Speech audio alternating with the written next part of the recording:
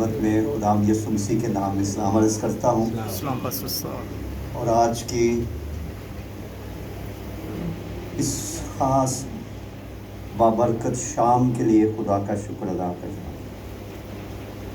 Wise کی کتاب میں لکھا ہے، صبح کو بھی اپنا بیج بو، شام کو بھی اپنا بیج بو، اپنا ہاتھ ڈھیلا نہ ہو جائے، تجھے معلوم نہیں ہے کہ کون سا اگے گا یا برومند ہوگا۔ جب بھی ہم کسی تقریب میں شامل ہوتے ہیں یا عبادت میں شامل ہوتے ہیں یا اس نوعیت کی تقریب میں ہم شامل ہوتے ہیں تو ہمیں کچھ علم نہیں ہوتا کہ خدا اپنے روح القدس کے وسیلے سے کس زندگی کو چھوئے گا، کون شخص جو ہے وہ ایک چیلنج قبول کرے گا، کس کے ساتھ خدا ہم کلام ہوگا، کون فیوچر میں آنے والے وقت میں آپ کے ساتھ کھڑا ہو جائے گا، آپ کے مشن میں رویا میں وہ شریک ہو جائے گا، پارٹنر بن جائے گا، اس کا ہمیں ادراک نہیں ہوتا ہے۔ لیکن جب وقت آتا ہے تو پھر پتہ چلتا ہے کہ فلاں عبادت یا فلاں سیمینار میں خداوند نے میرے ساتھ کلام کیا، میری حوصلہ افزائی کی یا مجھے کوئی روشنی دی، تو پھر ہمیں خدا کے کاموں کی آہستہ آہستہ سمجھ آنے لگتی ہے۔ نہمیہ کی کتاب میں لکھا ہے،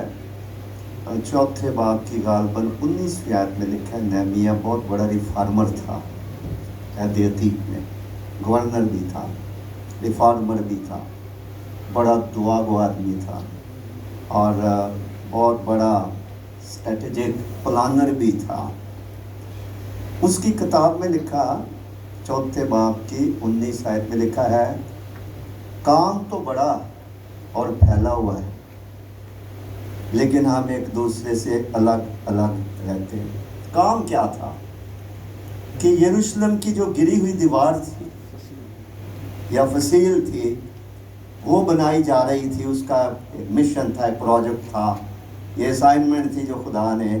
نہمیہ کو دی کہ وہ ایک ٹیم بنائے، اور اس ٹیم کو لے کر وہ گری ہوئی دیوار اور جلے ہوئے پتھر جو کہ اسرائیل کے لیے ذلت کا نشان بنے ہوئے ہیں، اس ذلت کے نشان کو ہٹایا جائے۔ اس نے ایک ٹیم بنائی، انہوں نے جلے ہوئے پتھروں کو صاف کیا، اس کے بعد پھر انہوں نے تعمیر کا کام شروع کیا۔ چونکہ پورے شہر کے گرد یہ فصیل بننی تھی اور کم از کم 12 پھاٹک اس میں لگنے تھے، تو اس نے کہا کہ کام تو بڑا اور پھیلا ہوا ہے، لیکن ہم ایک دوسرے سے الگ الگ رہتے ہیں۔ آج شام جہاں میں شکر گزار ہوں پاکستان کرسچن فاؤنڈیشن کے لیے کہ انہوں نے نہ صرف مجھے سیکھنے کے لیے، آپ سب کو انکریج کرنے کے لیے، چیلنج کرنے کے لیے، اپنا ویژن شیئر کرنے کے لیے مدعو کیا۔ میں شکر گزار ہوں طارق سیمل صاحب کا، جب انہوں نے اپنے رویا کا ذکر کیا اور پاور پوائنٹ پہ جو کچھ وہ کرنا چاہتے ہیں، جب میں پڑھ رہا تھا، دیکھ رہا تھا، تو میں محسوس کر رہا تھا کہ یہ کسی ایک آدمی کا کام نہیں ہے، کسی ایک چھوٹے سے گروہ کا یا منسٹری کا کام نہیں ہے۔ ہماری قوم بہت پیچھے ہے، ہم ایک ایسی طاقتور ڈومینیٹڈ سوسائٹی میں رہتے ہیں جن کے اندر بڑا غرور ہے، ہر طرح کا غرور ہے جس کا میں ذکر نہیں کر رہا، اور وہ دوسری کمیونٹیز کو دبا کے رکھتے ہیں۔ تو اس میں سر اٹھانا، اپنے آپ کو ثابت کرنا کہ ہم بھی کچھ ہے، یا ہمارے ساتھ بھی خدا ہے، اور ہم کو مٹی کے پتلے ہی نہیں ہیں، ہم خدا کی صورت اور شبیہ پر ہیں، اور ہمارے اندر بھی صلاحیتیں ہیں، پوٹینشلز ہیں، لیاقتیں ہیں، ذہانت ہے، قوت ہے، اور ہم بھی کچھ نہ کچھ کر سکتے ہیں۔ تو خدا کا شکر ہو، پچھلے دنوں میں نے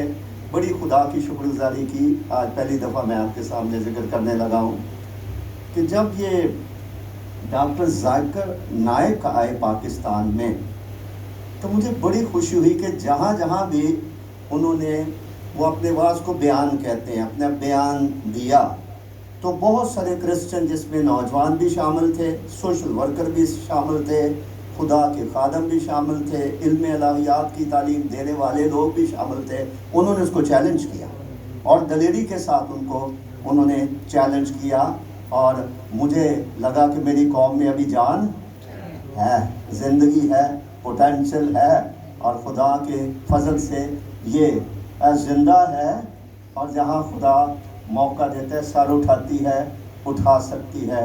जिसके लिए मैं खुदा उनका शुक्रगुजार हूँ। तो शहबाज गिल साहब ने बताया कि किस तरह से तालीम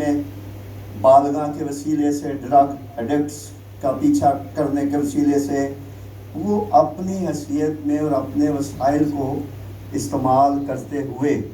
वो खुदावंद की खिदमत समझ कर इस काम को सर अंजाम दे रहे हैं, और फिर उसका जो फल है वो गवाहियों की सूरत में वो भी हमने सुना है। इसके साथ साथ नौजवान दानिश रफ़ीक साहब, जिन्होंने अपनी लाइफ की सक्सेस स्टोरी बताई है, और मेरे पास वक्त नहीं कि मैं आपको पाकिस्तान से लोगों की सक्सेस स्टोरीज़ बताऊं, जिनको मैं जानता हूं कि जो बड़े निचले तबके से थे और कहाँ के कहाँ इस मुल्क में सरकारी ओहदों पर बैठे हुए हैं और बड़ी इज़्ज़त की ज़िंदगी जो है वो बसर कर रहे हैं। ये खुदा का फजल है, क्योंकि सरफराजी ना सिर्फ मशरक़ से आती है, मगरब से आती है, ये ऊपर वाले की तरफ से आती है। तो हमारे जो स्पीकर थे उन्होंने भी इस बात का इजहार किया कि हमारा ताल्लुक़ खुदावन के साथ होना चाहिए। दानिश ने भी कहा कि आप खुदावन को कबूल करें, और शहबाज ने भी यही बात कही है। पास्टर साहब ने भी रिलेशनशिप बताया कि ईमान जो है वो क्या है, अगर हमारा खुदा के साथ कोई ताल्लुक़ ही नहीं है, कोई राब्ता ही नहीं है, पुरानी इंसानियत ही हमने उतारी नहीं है, तो फिर हम कैसे आगे बढ़ सकते हैं। किसी भी कमज़ोर आदमी को या कम्युनिटी को मदद की ज़रूरत होती है, किसी भी कमज़ोर शख्स, ख़ानदान और कम्युनिटी को मदद की ज़रूरत होती है। और याद कीजिए कि याकूब के खुदा से बड़ा मददगार कौन हो सकता है। तो जो याकूब के खुदा को अपना खुदा बनाकर उसकी शरीयत पर, उसके अहकामात पर अमल करता है और उसकी मर्ज़ी के सांचे में ढलने के लिए अपने आप को उसके सुपुर्द कर देता है, तो वो उसको तो पीछे कोई हटा ही नहीं सकता है। यशुआ को यही नुस्खा बताया गया था कि शरीयत की